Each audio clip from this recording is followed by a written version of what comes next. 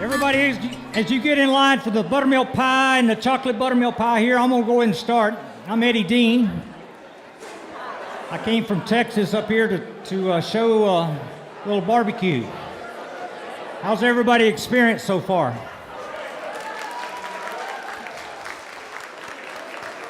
Yeah, the people in line here, it's a vanilla buttermilk pie, and there's a chocolate buttermilk pie and a chocolate buttermilk pie with pecans on it. So, as y'all come through the line. So how many of you guys want to learn the secrets to barbecue? How many of you guys want to learn very specifically how to cook the world's greatest brisket? Anybody? Just three? The world's greatest brisket. You good? All right, I'm gonna give you the secrets. Back in Texas, I teach in homeless shelters and I teach in prison. And so when I walk into the prison, the first question I ask, do you want to learn the secrets to cooking the world's greatest brisket? And of course everybody says yeah, because what else are you gonna do in prison? So if you don't mind if I treat you like inmates, because typically that's my audience. I teach in homeless shelters and also in prison. And so what I do is teach people how to feel lovable. I figured out the fastest way to get people to feel lovable. Does that make any sense? If you feel lovable, you can cook good barbecue. Okay, so the secrets to cooking brisket and large pieces of meat like the pulled pork you had, let me give you the secrets. First, in cooking barbecue, you gotta have a vision.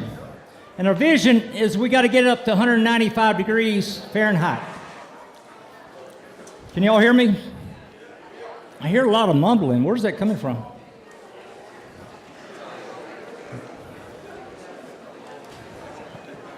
Can you all hear me now?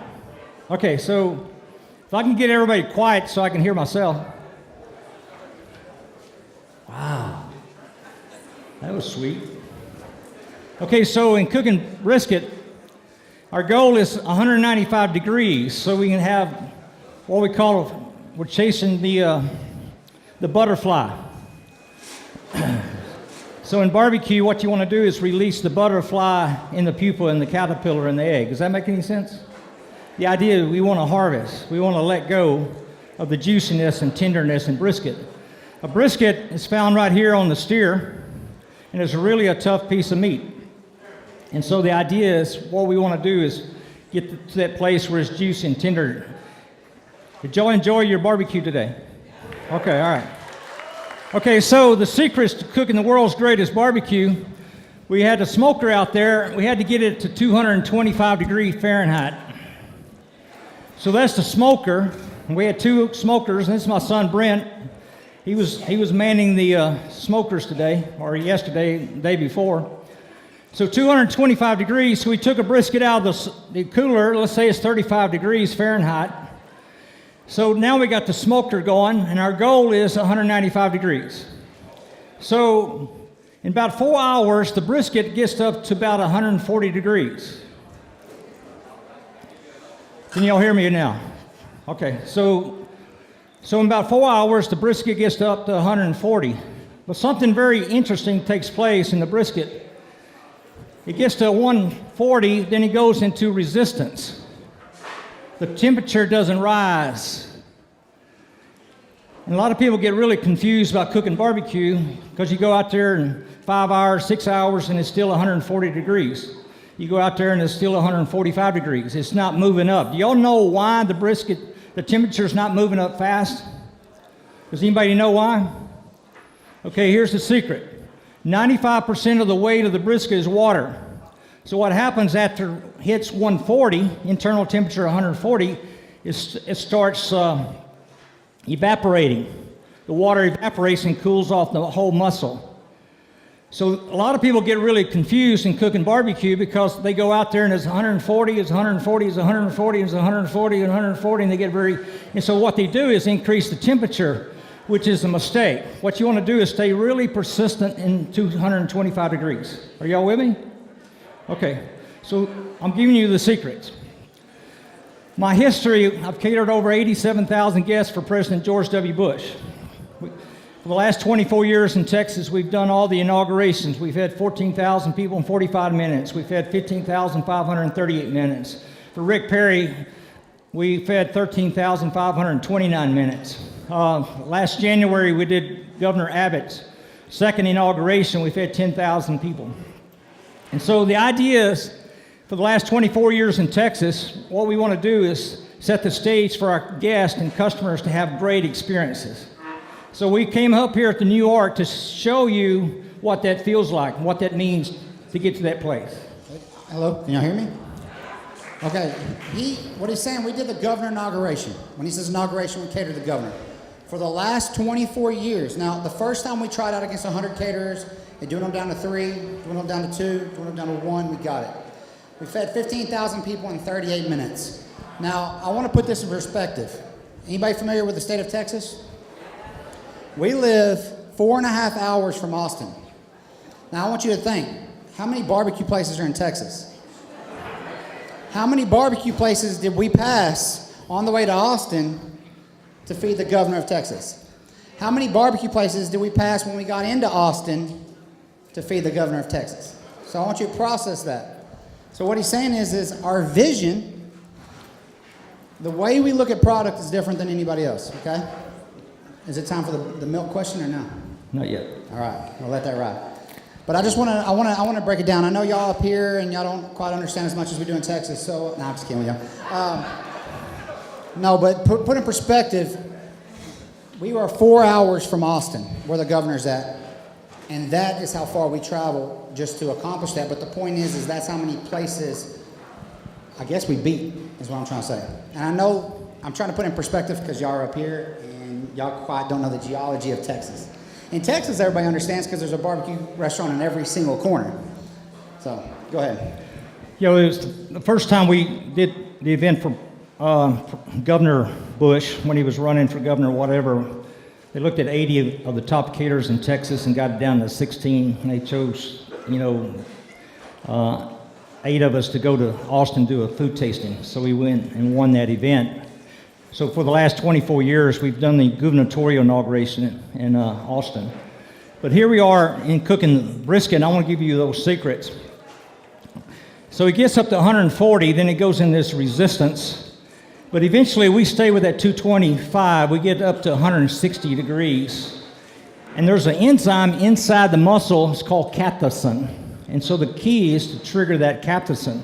And it'll trigger it at 122, but it actually does its work at 160 degrees. So there's an enzyme in the muscle that basically, if we get to that 160 degree internal temperature, now we're on the way up to the promised land. We're on the way up to let the butterfly unfold in the brisket. Are y'all with me there? So this resistance is really, really interesting. And so for the last 16, 18 years, I've been teaching in homeless shelters. And so when I was looking at this diagram, I saw something very similar in differences. To the guys in the shelter, fundamentally who's drug addicted, methamphetamines, crack cocaine, heroin, and all the different problems they were having, I saw there's a pattern that if I place the heat on the individual, basically if I put the right energy plus information into the system, and we get to a vision of being free from drug addiction, this is the same pattern. So basically, when I walk into an audience, what I recognize is that if a person is raised in shame, and they're raised in their guilt, and their apathy, and their grief, what I have to do is put heat on the system to get them out of those filters. Does that make any sense? So what we've done in Texas is created the world's fastest program to actually take people out of addiction. Right now we got it down to 10 hours. 10 hours of interaction. And so I want to give you that secret I started off with the secrets of barbecue, but now I want to give you the secrets to how to walk people out of an addiction, drug addiction, homelessness, self-destructive behavior, feelings of inadequacy. And so, if an individual is brought up, a child is brought up in shame and guilt and apathy and grief, basically those systems starts dictating the realities of their life. And it was 16 years ago, there was 20 ladies in the shelter and there's 40 men. And I asked this question, when did you perceive your power or control was taken away? 20 ladies, 40 men. This lady told a story, and we went to the next story, and the next story, and we went through all the ladies and halfway through the men, and there's a guy just got out of prison that week. He said, Mr. Dean, everybody's a 5-year-old. I said, what do you mean? He said, every story of shame and guilt and grief, sexual abuse, mental abuse, physical abuse, all these different toxic environments that was taking place was that of a 5-year-old. So we had 60 homeless people in the shelter, and the common denominator between all these people, the similarities and differences in all these people, was that of a 5-year-old. So on that day, I asked this question, what happens when you're 5 years old? What happens when you guys were 5 years old? You learn how to ride a bicycle, correct? So what I did is went to the shop and put an extra gear in the bicycle, that when you turn right, the wheel left. Does that make sense? Okay, so I took this bicycle back to the shelter and I offered everybody $100 if they could ride it. And those people that was resistant, I offered them $500. I've even offered it $10,000. But guess what? Nobody's ever been able to win the money. And the reason they couldn't win the money is because they were programmed as children to turn right to go right. So I put this extra gear. Let me see if I can ride this thing.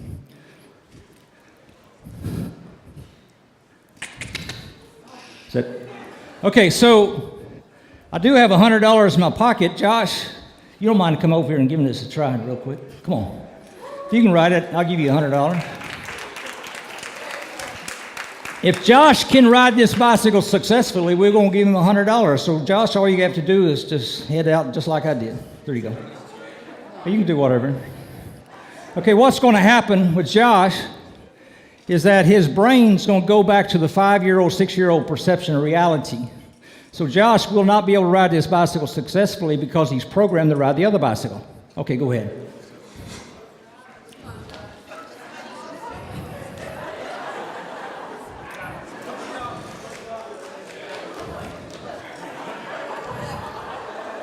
You see what happened? That's weird, wasn't it? Yeah, it's real easy. You understand, I did not want to learn how to ride this bicycle, but I messed with it year after year after year after year, and one day I could ride it. So I rushed home to see if I could ride the regular bicycle, and I couldn't ride a regular bicycle. Okay, so that's not a really good feeling. I mean, you didn't have a good feeling. All these people watching you, you're unsuccessful, uneasy, uncomfortable. Okay, so what I did is reprogram my brain to ride both bicycles. Because basically, when you turn and drive a car, you turn right to go right? There was nights when I jacked with these things. I'll be going home at 2 o'clock in the morning from work. Next thing you know, my brain didn't know what I was driving. It didn't know I was driving a car. It thought I was driving this bicycle. So milliseconds, I had to wake up. And there was times I'd go teach this at Texas A&M, this course, and I couldn't get out of the parking lot because I'd push this bicycle all the way across campus for miles and come back and get out, and I couldn't get out of the parking garage because every time I turned right, I think I was going left. So you got to be really careful when you reprogram your brain. So what I had to do is program my brain to ride both bicycles. So I got one of the fewest brains in the world that possibly can ride two bicycles. Thank you, Josh, for trying.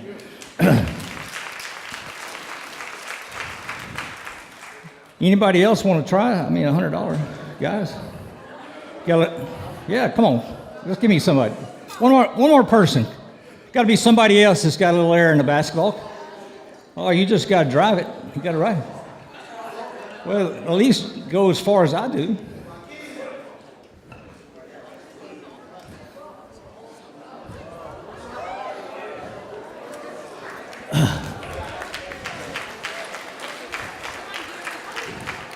So what's your name? What's your name? Huh? Rich. All right.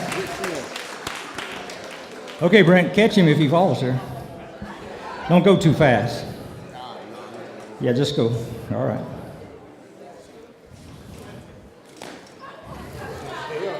King, stay up. King, stay up. Whoa. Stay with him, Brent. Stay with him, Brent.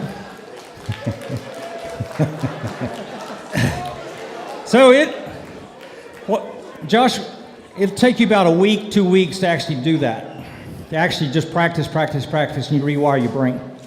Okay, so the lesson learned here, I guess I wanted to leave this bicycle up here so you can rewire your brain. You're not the bus driver around here, are you? Yeah, I hate to get on that bus after. Okay, thank you for. So basically what I recognize in the homeless shelter, if I get the group out of a toxic filter, if I get them out of their shame and guilt, apathy, and grief, guess what? We get to their fear, we get to their addictions, we get to their anger, we get to their pride. You know what happened? They go into resistance because they love their fear is much greater than their grief, their sadness. So we can get them out of this toxic filter. But as I was putting heat on the individual, we get to a polluted filter, and they go into resistance. But what I recognize is that I have to keep putting the right energy and information into the system. Does that make any sense? Does that make any sense? So imagine when a child is born, what's inside the basketball is the soul. Does that make any sense? The body and brain's a basketball, what's inside is the consciousness, the thinker, the experiencer. Okay, so what the problem was is around 5 years old, somebody come along and put a knife in the basketball. Next thing you know, guess what happened? No bounce, no curiosity, no creativity. All of a sudden, this was governing the child. And eventually the child grew up into an adult, but was still, their life was being dictated by the shame and the guilt and the grief and the humiliation, the sadness. So my objective is to walk into a group and see how fast we can put air back in the basketball. Does that make any sense? So what we want is individuals that look like this. So when we go cater an inauguration for President Bush, the first inauguration, we fed 32,000 people in Washington, D.C. So we fed 22,000 at 3 inaugural balls, plus another additional 10,000 people while we're there. Hurricane Ike, hurricane that hit Houston, Beaumont, straight up to Tyler, Texas, we were catering 20,000 meals a day for 3 weeks. Okay, so what kind of employees would I want? All right, you'll start to see what I'm talking about. So I gotta have people that can think on their own behalf. Okay, guys. Y'all see the flying basketball? All right? Now I want y'all to think about this in perspective, because I want y'all to emotionally connect to the kids you interact with on a daily basis. Think about the knife that a lot of these kids had to experience. The sexual abuse, the mental abuse, you know what I'm saying? Just process that. So the question is, why would their basketball get flattened? Well, a lot of times, you see this ball? If I stick this ball on the side of a mountain, is it going to roll anywhere? No. Extremely easy to control, okay? So people get overwhelmed as a parent, and they start gradually deflating the basketball. Now, I've seen at this school, from what I've witnessed, is y'all do not deflate the basketball as the standard school. And let me tell you why. I have never seen so many kids who curse as I got to this school. And I have not seen one of them get in trouble, and I like that.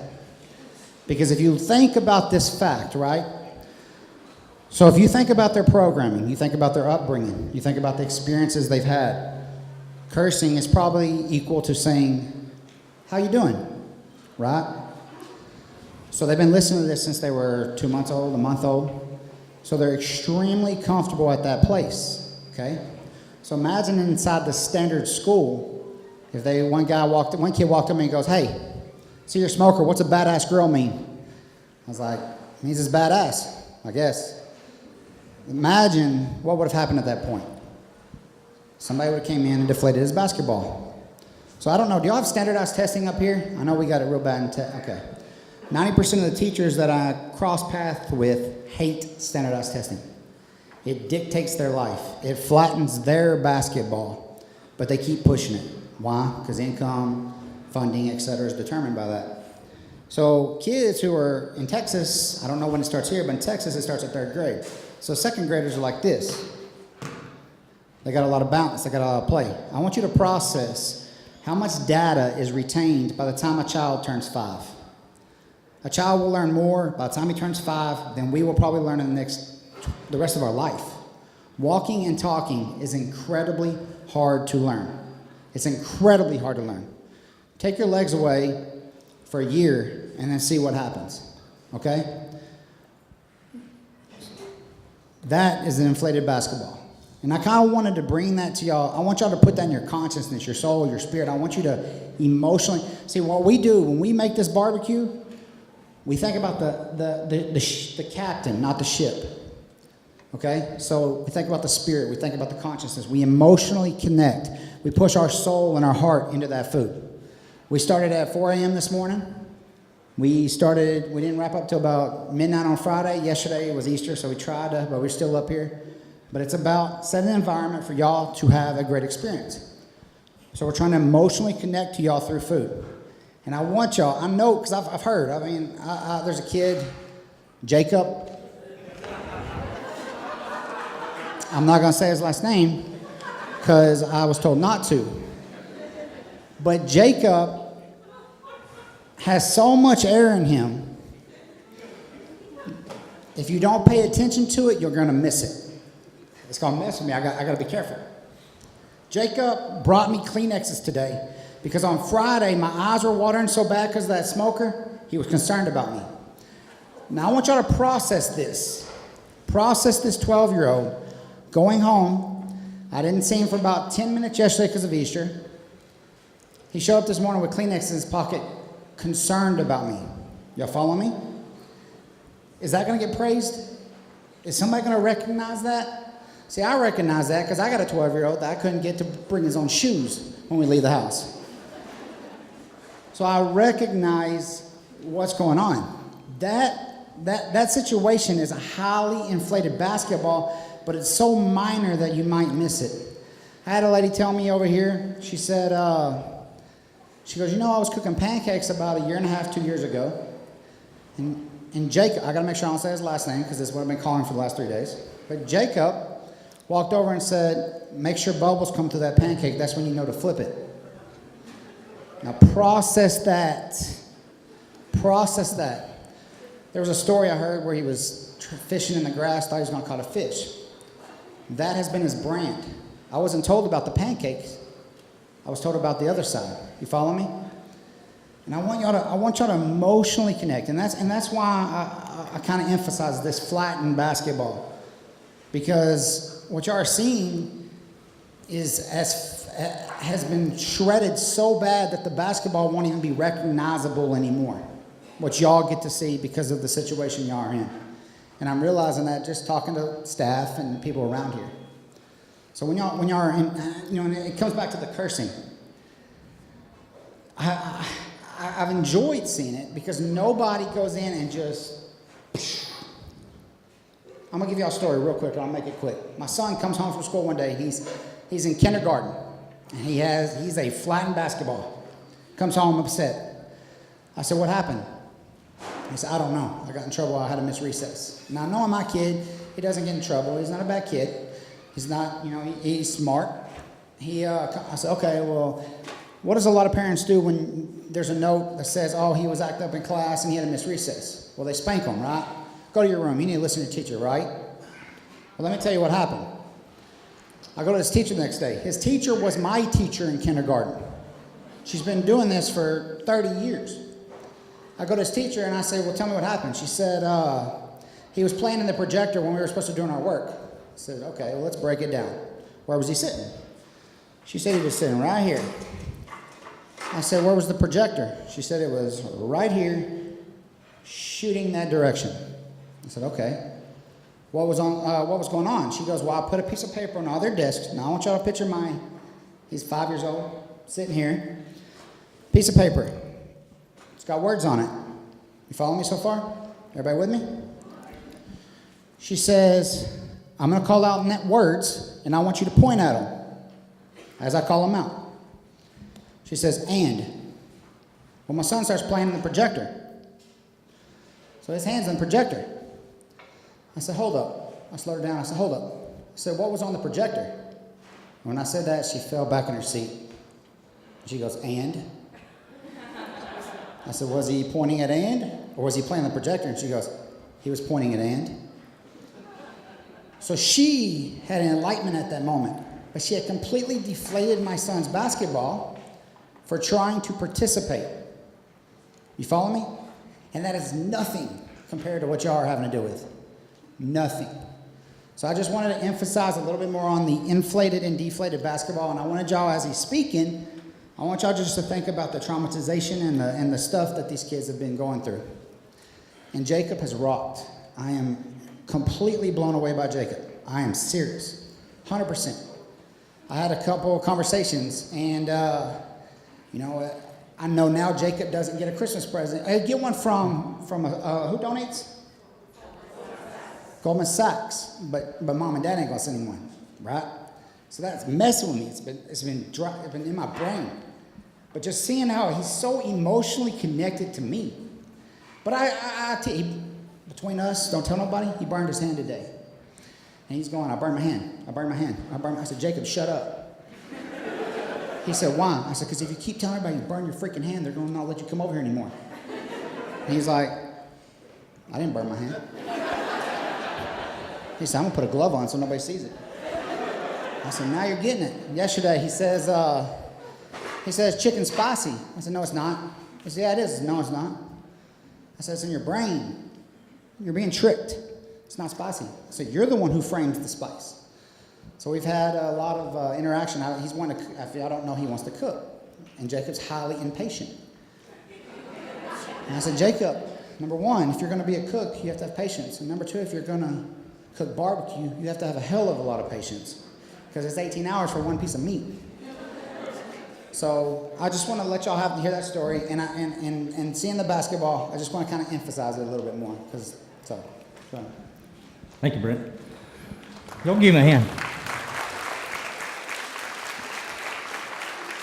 So I teach in these homeless shelters, and it took me 6 weeks to figure out exactly what causes people to be homeless. And it was that question, when did you perceive your power or control was taken away? And I started hearing all these stories of a 5-year-old. And I told this story, my daughter is over here, she's 17. 15 years ago, she was 2 years old. And she went up and told my wife, Allison, shut up, mama. So in the shelter, I asked everybody in the shelter, I said, what would happen to you if you said, shut up, mama? And I had all these people in the shelter talk about how they probably got their mouth washed out with soap, there had been a stick. Everybody had got a beating, a really bad beating, if they said, shut up, mama. And I was talking to these 60 people in the homeless shelter. So I asked them, do you have children? I said, what would you do to your children? And they had the same answer. We would wash their mouth out with soap, we would spank them. So anyway, 2 days later, after Abby said, shut up, mama, I said, Abby, where'd you learn this word, shut up, from? Did mama say it? She said, nope, Abby said it. You understand? She's 2 years old. This is 15 years ago. She's over here. She's 17 now, so she's over here. So I said, did the babysitter say it? She said, no. I said, did you hear it on TV? She said, no. I said, the movies. And my wife said, Shrek, and Abby said, yes. Have you ever watched the movie Shrek and the relationship between Shrek and the donkey? Y'all seen it before, and Shrek will say, shut up, donkey. Okay, so what is the relationship? Were they trying to protect each other? Were they trying to love each other? You got to look at a 2-year-old perception. So here was a 2-year-old perception of shut up, which could represent I love you.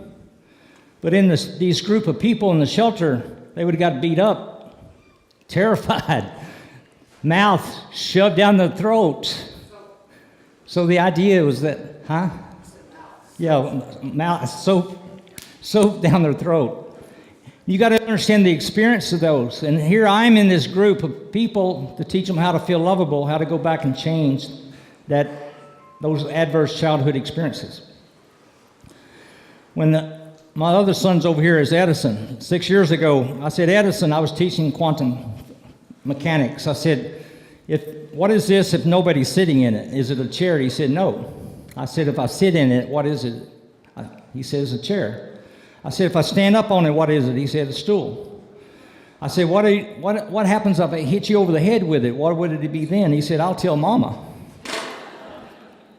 So raising your own children to see the world differently and see that this is not only a chair, it's a potential of anything that you want it to be. Right now I'm using it as a teaching tool. So what changes is your observation.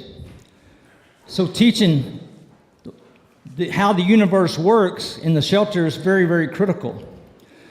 So in the most critical part in the shelter is that you got to have a vision. You got to make up your mind. You got to make up your mind to define your future by a vision. So that was the critical piece of the puzzle. We started teaching people how to create visions. And so what we had to do is continuously put energy and information. I had to take basketballs in. There'd be an individual tell me a story, and I would take a knife and put it in the basketball, and then I'll throw the basketball to the individual, and I said, you got to fix the wound, the spiritual wound. You got to go back and change those stories. You got to go change your vision. And so we started creating the world's fastest program. Jeff Miller was 10 years in the drug rehab program at the VA hospital in Dallas, Texas. 10 years. After 10 years, they said, we can't help you. He came through our program, 4 2.5-hour segments. He was free. He's been working for me for 5 years. Free of drugs, free of all these issues. And the most honorable person you'll ever meet. The guy's most dedicated and trustworthy, and a person who will just work his tail off to satisfy and be a benefit to other people. When I first met him, he thought people existed for his benefit. That was the number one reason why people end up homeless. They actually think people exist for their benefit. So when we teach a person how to go back and change adverse childhood experiences, how to reprogram the brain, how to get out of these toxic and polluted filters, next thing you know, we got to this. We got up to a higher level of the promised land. So over here, what we're looking for is putting energy and information to the system. We want the person to be intuitive, which leads to curiosity. So we have all kinds of programs. How many of you guys ever bought milk in a grocery store? Raise your hand. I want you to know that's a lie. Not one of you ever bought milk in a grocery store. If the milk was sour, did you get what you wanted? So are you going to the store to buy milk or benefits of milk? Because if you're just buying milk, you should be happy with sour milk. Do you want milk or the benefits of milk? What is it? Benefits? Yes? Did y'all want barbecue today or the benefits of barbecue? Did you want buttermilk pie or the benefits of buttermilk pie? There is a difference. Because basically if you go to a store and just get milk and it's sour, you got milk. You did not get what you wanted. So the most critical piece of the puzzle is that we have to get to a world of understanding the benefits. So in the shelter, they're programmed to think that people exist for their benefit. I had to set the stage for them to think that people exist to be beneficial too. To serve others had to be the vision. So we started practicing. Have you ever bought milk in a grocery store? Yes. You'll say yes. I say no. We argue about it. Next question I asked in the shelter after the milk question, I said, did you have a father? They said yes. I said, did you get the benefits of a father? Guess what? I have never met anybody in a homeless shelter ever got the benefits of a father. Out of the 285 men in the prison that I teach, not one person said they got the benefits of a father. They had a father, but no benefits. Does that make any sense? So the third question is this. I'm an employer. Do I need an employer or the benefits of an employee? Next thing you know, they're saying benefits. I said, well, explain that to me. So the most critical piece of the puzzle is the explanation. So what capsaicin is to the muscle, understanding to the human being, which leads to wisdom. So what I would do in the shelter, I'd say, well, explain to me how you're going to be a benefit. So these guys in the homeless shelter had never thought about that idea. So they would get up and say, well, I'm an employer. Do I need employer benefits? They say, benefits. So I explain that. So they started thinking about that and practicing that idea over and over, and they start developing a vision. So I come back the next week, and next thing you know, everybody's got these ideas how they're going to be a benefit and how they were a benefit to somebody else. Downtown Dallas, there was a shelter I was teaching at. And so instead of going panhandling and taking and stealing or doing whatever, they started thinking about how they can be a benefit and started practicing. Does that make any sense? Does that make sense? So the idea is we want the person to have an understanding, and when you understand something, you explain it, and that's what we're doing. So the milk question led to the father question, led to the employer question. Do I need an employer the benefits? And they would say a benefit. So when you put all this energy and information into the system, we start developing intuitiveness and curiosity, which led to courage, which led to neutrality. Neutrality, willingness not to be a victim, led to willingness, led to acceptance, led to reason. So all of a sudden we started getting into a clean filter. Reticular, are y'all familiar with the reticular activating system? Anybody? It's part of the brainstem. And what it does is filters data.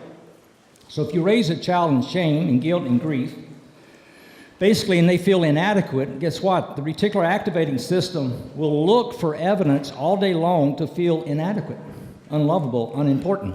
They're actually programmed just like that bicycle.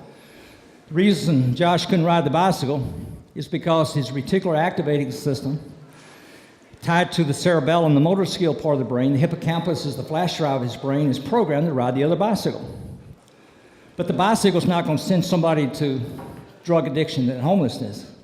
But the idea of shame and guilt and grief and fear and all these other different greater systems were sending these people to these negative situations. So if we plant this into the system, guess what? The person became in orbit. So the idea is we had to take people out of orbit. And so the idea is we had to 5, 4, 3, 2, 1, we had to blast off and get to this side. So on this side is the benefits of milk. Over here is the milk. Over here is a system that wears boots and spurs. By the person who runs the organization, they're saddle, bridle, and bit by the people who's at the lower. In that system, you make commodities. In that system, the dynamic balance is obedience. So there, everybody has to be obedient and compliant. So it starts to look at analysis, and you start looking at this system, it becomes a machine. Next thing you know, a person's in the machine. They're a robotic extension of the factory. Next thing you know, this is all part of the machine. You got a human being here, and you got a human being here, and you got a human being here. But somebody comes along and says, wait a minute, let's extract the value out of the system.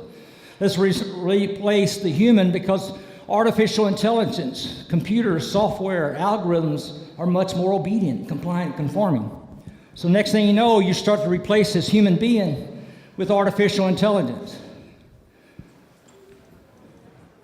So we create these systems, top-down command and control systems. We call it autocracy.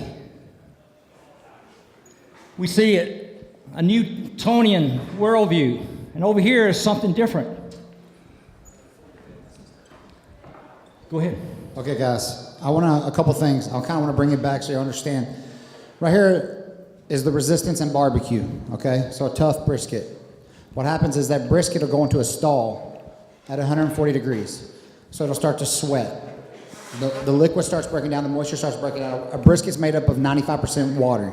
So if you stab it, why doesn't it pop like a balloon? Well, that water is bound really tight with the protein strands, okay? So we apply the heat, and it gets 140. It starts activating, starts breaking down, starts sweating, it goes in stall. So what a lot of people do in the barbecue industry, a lot of newbies in barbecue, they panic. So they try to increase the heat. They try to hammer it. Well, what happens is it pushes through and it'll stay tough. Now, he was looking at this gradual chart because we started doing barbecue classes about 2 years ago, and he started looking at it and it started kind of making sense. So this chart applies to basically anything in life, from the bicycle to, let's say, working out. So you're going up. Are you going to hit something? Are you going to hit a point and while you're working out, you're like, oh, I don't, which I'm not obviously the best representation of that, but are you going to get to a point where you're like, this is kind of getting hurt and I don't really know if I want to continue? And then you push your way through and then you start seeing the change. That's where this whole vision has came from. On this side here, guys, so if we look at shame and guilt, are we ever going to be able to shame a kid out of shame? Can we take darkness and add more darkness to try to get rid of the darkness? No, it takes light, right? So this side, and I want to bring this up before he got on that side, and I want to kind of explain the value of this side from the other people's perspective, but the world is changing too fast. Humans are reproducing too fast, and jobs aren't being created like they used to be. So a long time ago, Henry Ford, anybody heard of Henry Ford? Henry Ford realized that I want to create a business that runs like an automobile. So when the alternator breaks, what do? I just put a new one in there. So all day long, what's your name? Jed? Jihad? All right. All day long, Jihad puts a tire on a car. All day long. 7 days a week, 5 days a week, whatever. All month long. Well, what happens? How hard is it to put a tire on a car if the car is lifted and you've been doing it forever? It's incredibly easy. He says one day, I don't like this anymore. I'm done. I quit. Well, how long does it take to teach somebody to put a tire on a car? About 5 minutes. Okay? Especially if the equipment's right. So this system right here was designed for that because humans had value at that time. We're going to make them interchangeable. We're going to take away their spirit. Who wants to go and do the same single thing all day long? I don't, personally. Well, China said, I'll do it cheaper than Americans. So what happened? They took those jobs to China. Well, India says, I'll do it cheaper than China. So we transferred them all to India, right? You follow me so far? And then robots said, I'll do it cheaper than everybody. So they brought the jobs back to America, but now they're filling those holes with robots. I'm trying to put this in perspective so y'all can understand. School systems are designed, not this school, like I've said 100 times. My kids, I'll take you an example. I don't know if it's here, but at lunch, there's 1 and 2. 1 means complete silence. 2 means you can barely whisper, and they rarely get the opportunity to have 2 at lunch. Okay? A lot of times they tell them to eat. This is my kids' school. This is what they deal with on a daily basis. I want y'all to think about what's the point of school? Is to teach you to be an adult. How many here has ever been on a sales meeting at lunch? Now imagine if all of a sudden that same system dictated your sales meeting where somebody walks by and goes, hey, y'all being a little loud. Can y'all turn it down to 1? You know what? Go ahead and put your head down. That happens every single day at schools across America. This is not applicable to the real world. I don't know if that happens here, and if I offended somebody, sorry, but that's not applicable. Imagine if somebody showed up and said, I'm sorry, I got to put my head down during this meeting right now about progressing our life or progressing our company, or I'm going to buy a home or I'm going to buy a car. Imagine that theory. So, and I know y'all are experiencing the overwhelming data and sound and interaction. I understand that. But this system was designed to turn humans into interchangeable parts. The problem is that they're saying in like the next 10 years, every 18-wheeler is going to be driven by a robot. What are we going to do? How many jobs is that? I mean, look at drones. We're already getting planes flown by robots. The world is headed that direction. So this side of the chart is dying. Y'all have seen it. Y'all have seen these machines that make springs on YouTube and just cut it off. No human interaction. We've all seen it. This side of the chart is dying. It's leaving. It's not going to exist anymore. So our children, the children you're interacting with, the market's going to be highly, highly, highly competitive. Extremely competitive. And if you walk into a situation, especially, and you go, well, please tell me what to do next. And then when you finish that task, please tell me what to do next. And you finish that task, you're not going to have a career, because a robot will just keep doing it over and over and over and over, because you just have to program it in there and do it one time. So I kind of want to bring that over here. And that's where I want to explain the whole resistance, and then coming back to orbit, where we initially saw it, and then why this side of the chart is dying. So if you want to take it back over. So the objective is to put intuitiveness and curiosity and courage and neutrality and willingness and acceptance and reason back into the system to get to the vision. Eventually, the idea is to put love, joy, peace, and enlightenment into the system. And so the whole process of going into a prison or whatever, because 2/3 of the people that get out of prison go back in 3 years, 40% the first year. So the idea is that if you put this back into the system, and prisons are actually working this way, that's why 2/3 go back in 3 years. Because basically they're trying to produce a commodity, and they put shame back into the system, thinking, well, we just keep these people in orbit. Next thing you know, they come out of prison, next thing you know, you got a negative situation. So when I go into the prison, I say, I'm not here to change the apples. What I'm here is teach you how to redesign your apple barrel. And that's why we teach them how to cook barbecue, because fundamentally they start seeing there's two types of apple barrels. You start here, if you don't put the right temperature, let's say you got a smoker out there and you only get 150 degrees in the smoker. Guess what? Your brisket just stay in orbit. It'll never get to 160. Does that make sense? The smoker that we rented out here, they got two vents that pulls in oxygen and releases oxygen, but they're too small, so we had to crack the door. We had to crack the door on the pit to get enough oxygen to come through it. Otherwise, we've never got enough 225-degree temperature into the system. So the idea, we had to adapt that program to be able to put the right energy and information into the system to get to that 195, the brisket that y'all had today. So the objective into the homeless shelters and the prisons we teach at, also I teach in the inner city school, over 600 students at Carter High School, inner city school in South Dallas. Basically, we invested this back into the program to get people into a higher level of awareness. Does that make any sense? Has anybody got any questions about what we're doing in Dallas? And anybody got any thoughts on it? I got one thing to say, and this is back to what he's saying. Our application, right? So there's acquisition application. Standardized testing is about acquisition. How much data can I put on this kid? And how much can they regurgitate for one day? But it's not necessarily applicable data, right? So when that kid's done, I'm going to say, hey, all you've been studying for this whole year, go into the world and make a living with that. It's hard, right? So what I want to say is, so my dad started Eddie Deen Catering in 1979, 1980. Catered presidents, catered all the world, catered Dallas Cowboys, catered Mavericks, catered in Switzerland, catered in Africa. I mean, we're barbecue. We're in New York right now because of barbecue. Just process that information. So, I'm not trying to toot my own horn. I just want to say, I want to show how we've used this for success, okay? Half my employees, I got a restaurant called Smoke Monkey. It's called Smoke Monkey Barbecue. It's a free-for-all. I have no rules for my employees, for my customers. No rules. You want to drag the table outside? Go ahead. I don't care.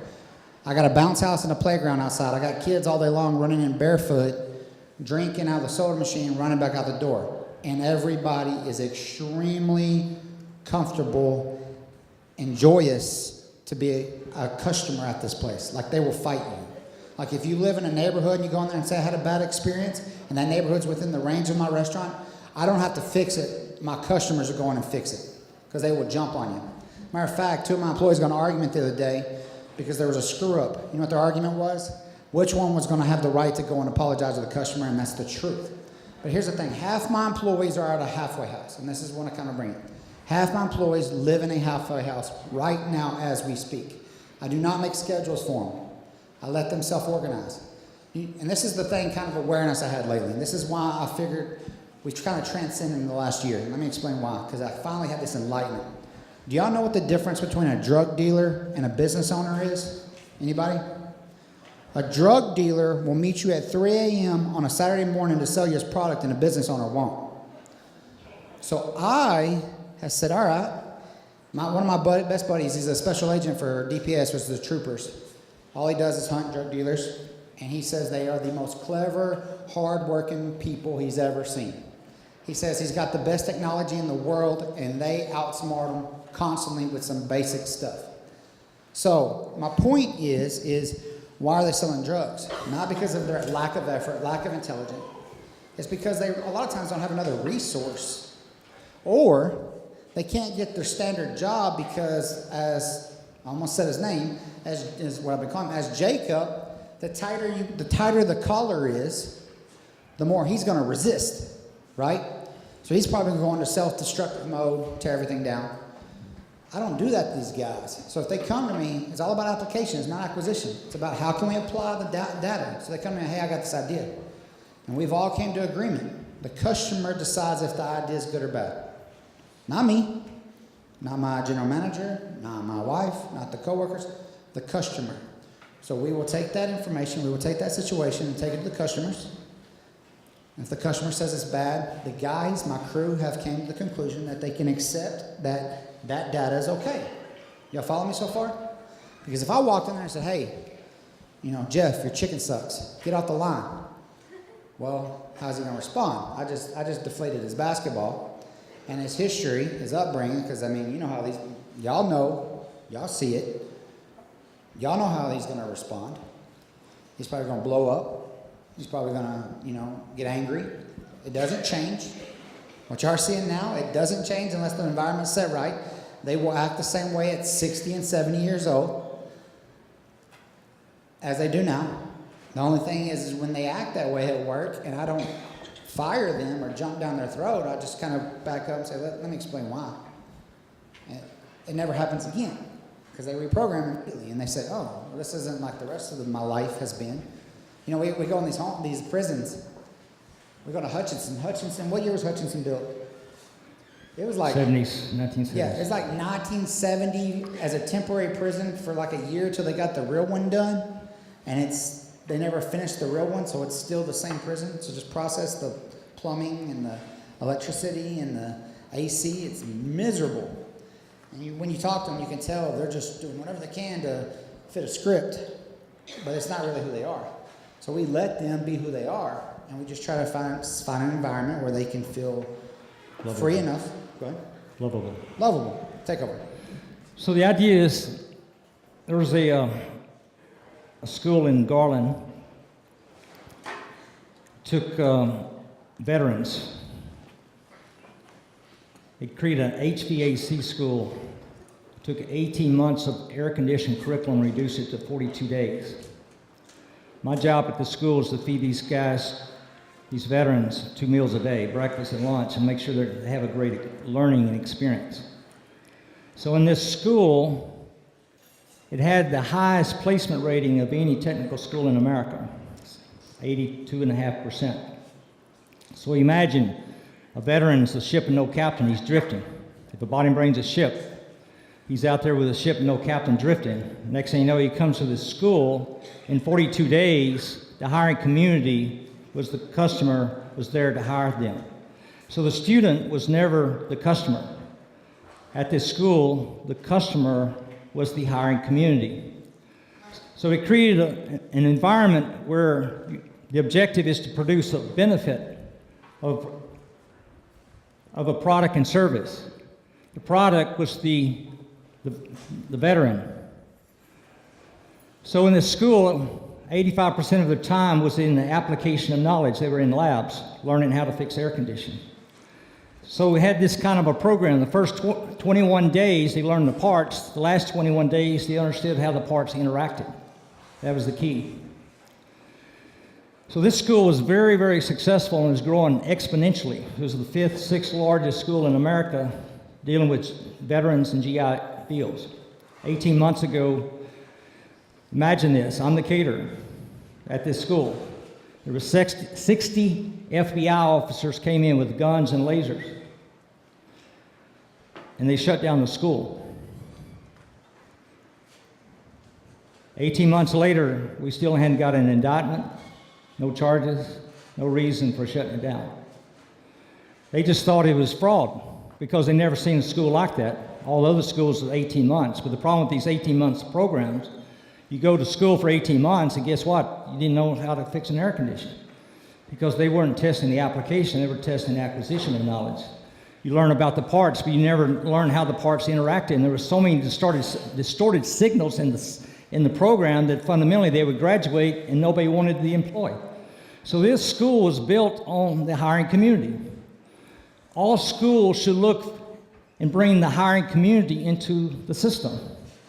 What is it that we want our children to grow up to be? Well, we want them to be an asset in our community. So the key is to create a system where, like Green Chimneys, let's say this is Green Chimney, what is the greater system? So the subsystem is defined by the purpose of the greater system. This is the education system. So what does the greater system look like? Well, that's the community. So the community needs to be inside the system. They all should be in alignment. This is called synthesis. Another way of looking and solving problems is analysis. Here is the whole greater than the sum of the parts. You got to look at the greater system, the community. So this school was based on this idea in Dallas, Texas. Very successful school, but the government has never seen a school like that before, and they thought it was fraud. But they have no reason, no understanding. There was over $10 million in funds that civil forfeiture they took away from the school, which cost me lots of money because I was the caterer, catering 800 meals a day at this school. Not only they could not pay me for what they owed me, I lost millions and millions of dollars of revenue because the government came in and says, this type of school doesn't look correct. So we're at this point right now and going into the judicial system to bring freedom back to this school because basically what we were doing, we fixed over 3,000 veterans. A lot of veterans were homeless. And the next thing you know, a veteran got a great job because we put this type of program into a system, in the education system. So every day we're fighting for a new way of doing education. So an education should be about a child learning how to produce the benefits of product and services. Imagine a kindergarten where all the kids are, the job is to make the world's greatest lemonade. To make the world's greatest lemonade after 6 months, you bring an audience in. Audience says pass or fail. If they pass, they can go into the market with their lemonade. If they fail, they can go back to the lab. So this should be what an education system looks like. Because basically at the end of the day, did y'all need barbecue or need the benefits of barbecue? If we came all the way to New York just to serve barbecue, that would just not be the story, the bigger story that we want to tell. When we come to New York, what we want to do is show you a different way of thinking, that education should look like this. This is the future of education. I went to Austin to talk to the Speaker of the House. I went to talk about barbecue. 4 hours later, they were still talking about this idea. How can we get this in Texas? How can we get it into the program? How can we start up this HVAC school again? Not only HVAC school, how about a culinary school, a diesel mechanic school? The idea, it doesn't take 2 years to learn how to fix things. It don't take 2 years to learn how to fix an air conditioner. Because we were proven that we could do it in 42 days. The key is that we built a system like this, where the vet was working on being a benefit. And you bring in the hiring community into the system, where they're a part of the system, they're part of the vision. Next thing you know, you got success. So what we're trying to do is recreate education to look differently, not to be a top-down command and control system where a child has to be obedient, compliant, conforming, where they have to learn how to wear a saddle bridle and a bit, where there's somebody with boots and spurs that has to take control over the child. We want to set the system where they have freedom to think on their own behalf, where they can start developing visions, because they have to start being something different than artificial intelligence. They got to have empathy. They got to be different than what algorithms and computers and software are able to do. It is not going to work. This system of education is not going to work. This is the future of education. So whatever you plant, if you plant peace and joy and love back into the system, you're going to get the same. I was raised on a farm. We planted corn. Guess what? We didn't get watermelons. We planted corn. We didn't get cucumbers. If we planted corn, we got corn. So whatever you plant into the system is what you're going to get in return. So if the idea if a child is brought up in a toxic, polluted reticular activating system, guess what? For the rest of their lives, just like riding a bicycle, that filter is going to dictate the realities of their life. If that child feels inadequate, they will look for evidence to feel inadequate all day long. So the objective is we want to come to New York and explain what we're doing in Texas, how we're trying to set the stage to walk people, walk education to the system. So I'm always in a battle because basically the system says we got to maintain this, we got to preserve this system. And I say this is not going to be the vision of the future. It's not going to work. Does that make any sense? So I want to leave that with y'all. I really appreciate the opportunity to come up and make buttermilk pie for you guys. If you ain't got a piece of buttermilk pie, I want you to make sure you come over here. We got some chocolate buttermilk pie and I had a few with pecans. If you never got a piece of that, I want you to know you tasted the soul of us from Texas. So that's what we do. We go into prison, we go into homeless shelters, we go into inner city schools. We teach people how to perform from the soul. We teach people how to go from deflated basketball. The idea is that we give the basketball, we give the opportunity back to the individual. And I said, if you look like this, you think like this, guess what? You got to start putting the right information into the system, the right energy into the system. Imagine us today, let's say we want to have supper. Our vision is that we all come together and we're going to eat. But what happens if nobody gets up and starts turning on the stove? What happens if we all just sit here and do nothing? We don't put any energy and information. Guess what? We're not going to be able to eat tonight. Next thing I know, Josh got an idea. He said, well, we'll call a pizza place. At least somebody did something, put some energy and information to the system to get to the promised land, to get to this tipping point. So I want to leave you with that. The idea is that sometimes when you go into resistance, just say 5, 4, 3, 2, 1 and blast off. When you want to be that person of more healthy, next thing you know, you got to fight through the battle. 5, 4, 3, 2, 1, get up out of bed and go do something about it. That's what we have to do in Texas. We have to get up and go do something about it. When Red Cross called me, Eddie, can you feed 13,000 people? They called me at 11 o'clock in the morning. Can you feed 13,000 people at 7 o'clock tonight? All these people were stuck down in the Superdome during Hurricane Katrina. I said, you want a hot meal or a cold meal? They said, these people deserve a hot meal. I said, no problem. I said, I'll take care of it. Because they're on buses coming from the Superdome to Dallas, Texas. I got a business building in downtown Dallas right next to the Dallas Convention Center. So these 13,000 people was on this way to Dallas on these buses to the Dallas Convention Center.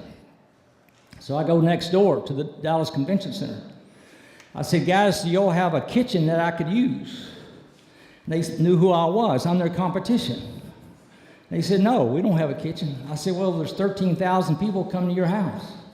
He said, we can't feed these people. We don't have any food. We can't do this. I said, well, guess what, guys? They're not coming to my house. They're coming to your house. I'm just here to be a benefit. So that next thing you know, they came up with an idea to give me a kitchen. I had to call U.S. Food Service. I said, can y'all deliver vegetables? There was a big chicken operation out in Grand Prairie, and I called them, and I said, hey, guys, I need to feed 13,000 people in 8 hours. Can you join up with me? And they said, yeah, we're willing to do that. And I had wrote on my desk 5,500 pounds.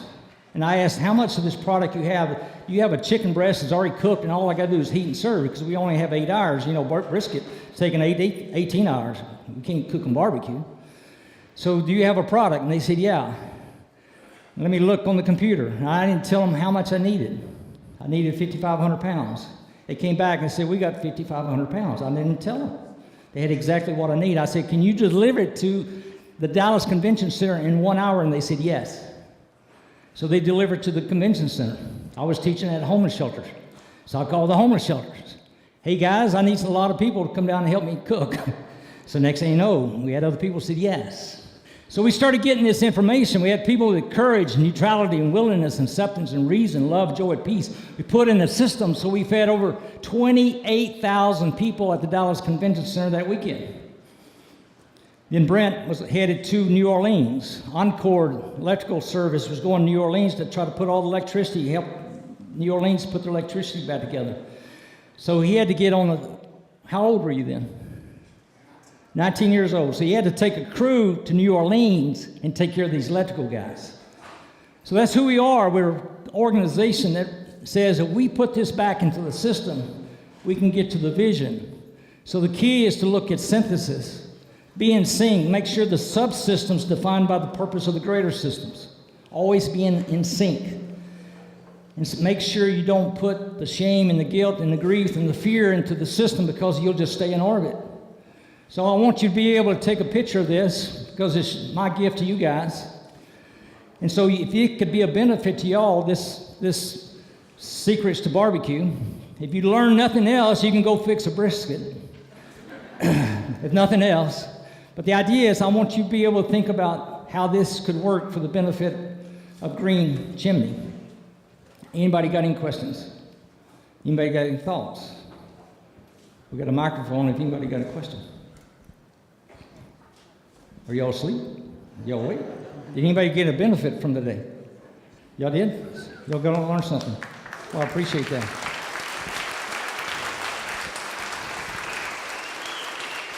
So I'll keep this bicycle. I still got $100 in my pocket. Anybody want to take a chance on this bicycle after the day? But what's the next program? Ice cream. There's ice cream out front. Okay, guys, I really appreciate everybody. There's an ice cream out front. All right, thank you so much for coming.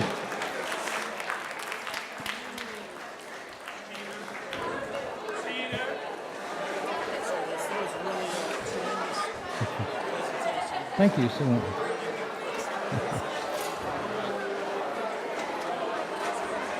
Thank you. I appreciate it.